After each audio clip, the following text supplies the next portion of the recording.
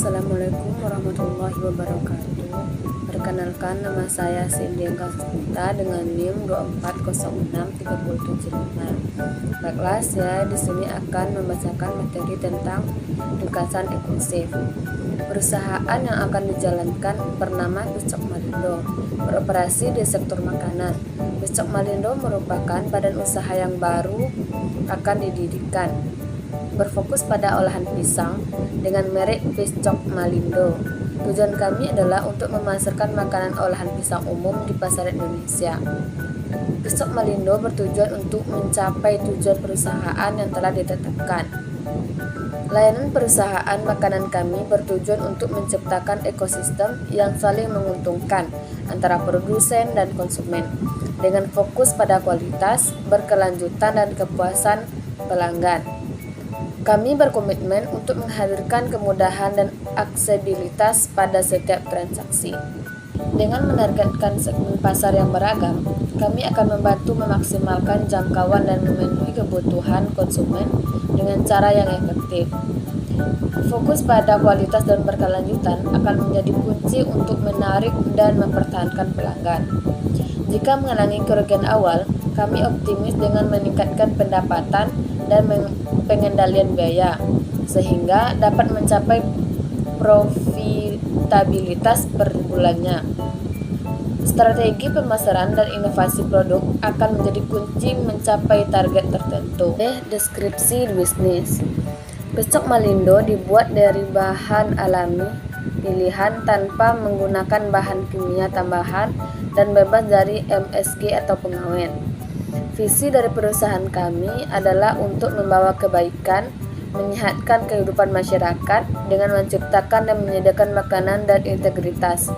Dengan misi kami berkomitmen pada karyawan kami dan menyediakan kesempatan untuk tumbuh dan unggul. C. Analisis pasar. Pertama, kita harus menentukan target pasar. D. Strategi pemasaran. Rencana kami untuk memasarkan produk Piscok Malindo ini dengan menggunakan sosial media seperti Facebook, WA, dan IG, dan kerjasama dengan ojol. Perkenalkan, saya Suryani dengan NIM 2406376. Di sini saya akan melanjutkan yang telah dibahas teman saya sebelumnya. Baiklah, di sini saya akan menjelaskan mengenai rencana operasional atau operational plan, yang dimana pada bagian ini terdapat tentang rincian bagaimana bisnis yang akan dijalankan dalam sehari-hari, yang seperti tempat, lokasi, kualitas peralatan, sumber daya manusia, dan proses operasionalnya. Pada usaha Piscok Malindo ini, kami mengambil lokasi usahanya seperti di dekat-dekat sekolah, seperti di sekolah SD atau di sekitaran kampus yang banyak sekali masyarakat atau yang banyak sekali orang yang untuk kemungkinan dapat membeli Piscok ini. Kemudian pada bagian fasilitas mungkin seperti yang biasa digunakan dalam sehari-hari, yaitu seperti listrik, air, dan lain sebagainya, itu termasuk ke dalam fasilitas. Kemudian masuk kepada peralatan yang biasa digunakan untuk usaha ini mungkin seperti kompor dan wajannya, sendoknya mungkin, dan tempatnya baskom, dan lain sebagainya, atau saringan minyak, dan lain-lain yang dibutuhkan. Baik, selanjutnya ke sumber daya manusia, yang dimana kami terdiri dari 4 orang dalam satu kelompok, yang kami bagi dalam ada tim produksi dan tim penjualannya. Mungkin kami akan mengerjakannya bersama-sama, tetapi di sini saya akan menjelaskan tim produksi dan penjualan tersebut, yang mana tim produksi ini bertugas untuk menyiapkan bahan baku, mengolah dan menggoreng dan sekalian mengemas piscok tersebut.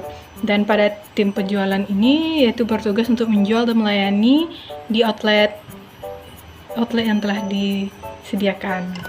Baik, selanjutnya masuk ke proses operasional harian, yang mana kami itu telah menentukan bahwasanya pada pagi hari untuk persiapan untuk melakukan pengemasan dan pembuatan dan pengemasan piscok ini, dan kemudian setelah itu langsung ke lapangan atau ke outletnya untuk menjualkannya. Untuk penjualan itu kita offline, yaitu ada outletnya yang telah dibahas tadi, seperti di dekat-dekat sekolah SD atau di sekitaran kampus yang akan kami yang telah kami rencanakan, tapi belum dibuat. Selanjutnya masuk ke rencana manajemen atau manajemen plan, yang mana di manajemen plan ini berisikan profil tim manajemen, tanggung jawab, kualitas, dan pengalaman anggota tim. Jadi di sini kami belum mempunyai pengalaman dalam melakukan bisnis tersebut.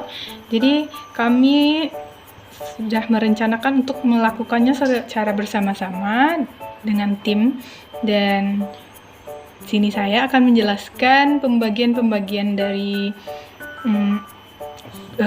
tim manajemen tersebut, tapi kami tidak membagi atau menunjuk siapa orang yang akan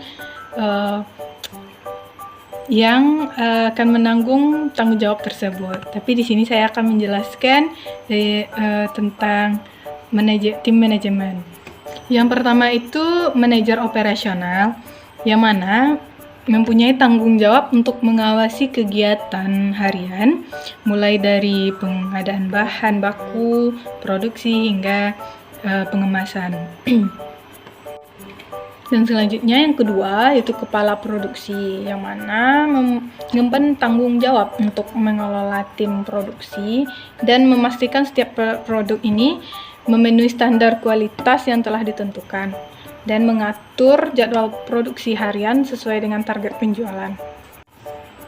Kemudian yang ketiga, manajer keuangan, yang mana bertanggung jawab untuk mencatat seluruh transaksi keuangan, termasuk pengeluaran untuk bahan baku dan pendapatan penjualan.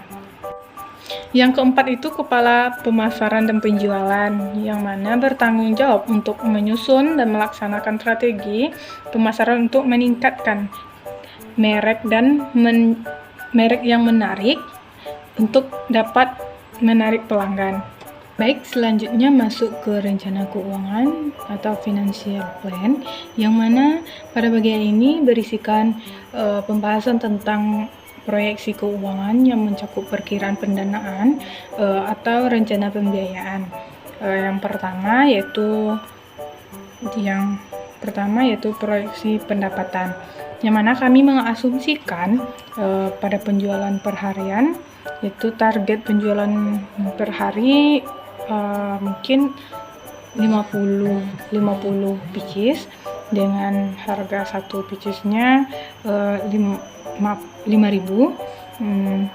Jadi pendapatan hariannya jika habis 50 piecesnya dikalikan 5, yaitu mendapatkan biaya per harian 250.000 dalam perharinya. Jadi jika dihitung per bulannya, yaitu mendapatkan sebesar 7.500.000 rupiah per bulannya. Kemudian masuk ke proyeksi biaya operasional, yang mana yaitu biaya bahan baku. Biaya bahan bakunya yaitu pisang. Kami mengambilnya sebanyak 50 pisang per hari, dengan kami mengasumsikan harganya sekitar 100.000. Untuk coklatnya mungkin sekitar 25.000-an, dan minyak goreng, tepung, dan bahan tambahan lainnya kami asumsikan 50.000. Jadi totalnya sebesar 175.000. Dan selanjutnya biaya pengemasannya kami menggunakan mika plastik yang biasa digunakan untuk pengemasan tempe.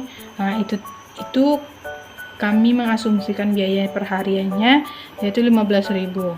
Jadi total biaya keseluruhannya yaitu 190.000. Untuk laba rugi, arus kas dan analisis keuangan lainnya mungkin saya tidak dapat menjelaskan. Yang saya jelaskan cuman biaya pengeluaran harian untuk bahan baku dan total biayanya tersebut. Selanjutnya masuk ke analisis risiko, yaitu risk analysis, yang mana pada bagian ini berisikan identifikasi risiko-risiko yang mungkin dihadapi bisnis dan strategi untuk mengelola atau mengurangi risiko tersebut. Pada bagian ini dalam mengelola dan mengurangi dalam bisnis piscok ini beberapa risiko. Yang pertama, risiko pasukan bahan. Mungkin pada bagian ini risikonya mungkin ketersediaan bahan bakunya yaitu pisang, karena menurut saya pisang itu ada faktor musim.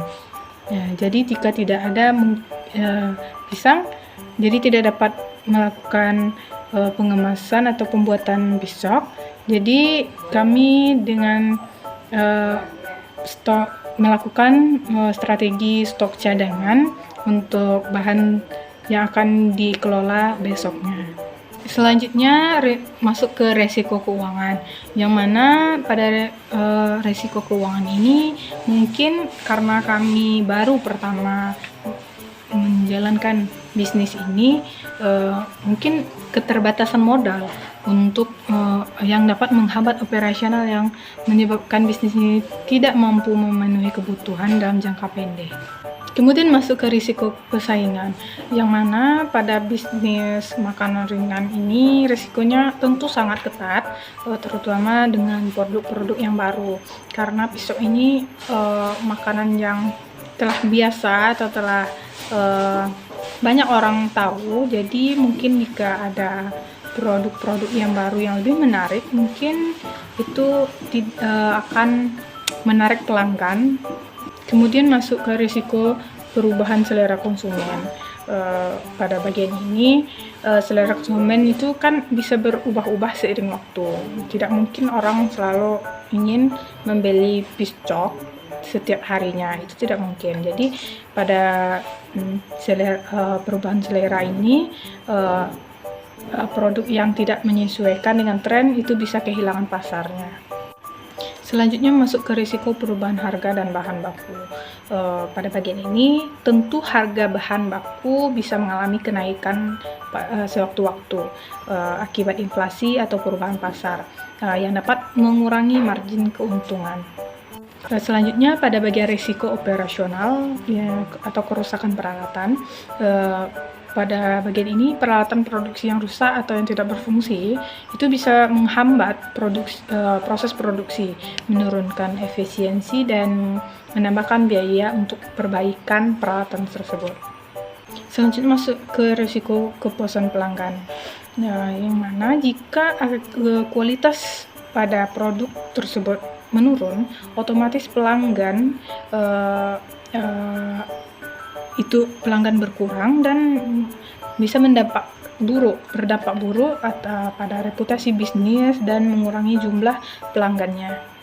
Baiklah, hanya itu yang dapat saya sampaikan. Terlebih dan untuk kurangnya saya mohon maaf. Saya akhiri. Wassalamualaikum warahmatullahi wabarakatuh.